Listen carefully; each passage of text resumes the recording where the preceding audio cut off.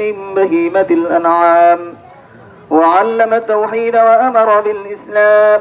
الله أكبر الله أكبر لا إله إلا الله والله أكبر الله أكبر ولله الحمد.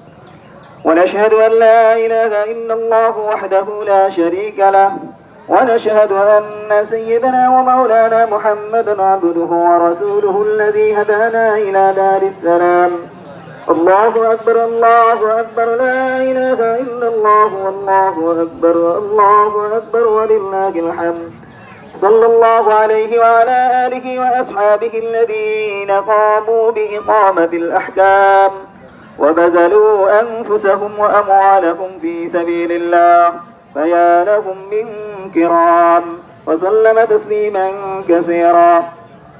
الله أكبر الله أكبر لا إله إلا الله والله أكبر الله أكبر ولله الحمد.